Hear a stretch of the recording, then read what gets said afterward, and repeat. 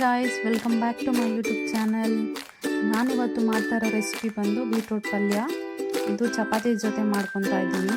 ತುಂಬ ಚೆನ್ನಾಗಿರುತ್ತೆ, ನೀವು ಟ್ರೈ ಮಾಡಿ. ಹೇಗೆ ಮಾಡೋದು ಅಂತ ತೋರಿಸ್ಕೊಡ್ತೀನಿ ಬನ್ನಿ.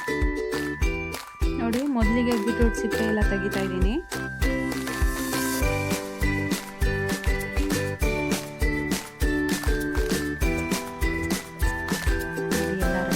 ಈಗ ಇದನ್ನು ತೊಳ್ಕೊಂಡು ತುರ್ಕೊಳ್ತಾ ಇದ್ದೀನಿ.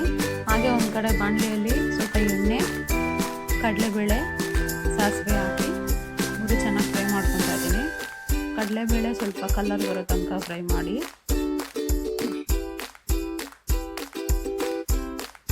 ಅದಾದಮೇಲೆ ಸ್ವಲ್ಪ ಕರಿಬೇವು, ಆಮೇಲೆ ಈರುಳ್ಳಿ ಸ್ವಲ್ಪ ಕಲರ್ ಚೇಂಜ್ ಆದಮೇಲೆ ಮೆಣಸಿನ್ಕಾಯಿ ಹಾಕ್ಕೊಳ್ತಾ ಇದ್ದೀನಿ. ಒಂದು ಹಸಿ ಮೆಣಸಿನ್ಕಾಯಿ ಹಾಕ್ಕೊಂಡಿದ್ದೀನಿ, ಒಣಗಿದ ಮೆಣಸಿನ್ಕಾಯಿ ಒಂದು ಹಾಕ್ಕೊಂಡಿದ್ದೀನಿ.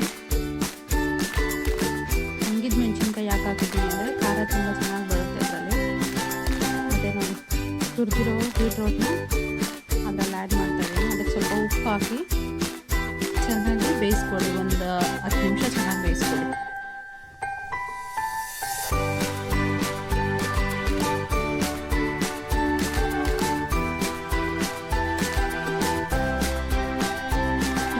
ಚೆನ್ನಾಗಿ ಬೇಯಿಸ್ಕೊಂಡಿದ್ದೀನಿ.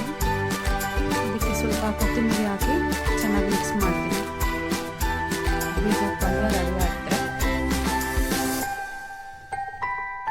ಟೇಸ್ಟ್ ಅಂತೂ ತುಂಬ ಚೆನ್ನಾಗಿ ಬಂದಿತ್ತು ಗೈಸ್. ನೀವು ಟ್ರೈ ಮಾಡಿ, ಹೇಗೆ ಬಂತು ಅಂತ ನನಗೆ ಕಾಮೆಂಟ್ ಮಾಡಿ.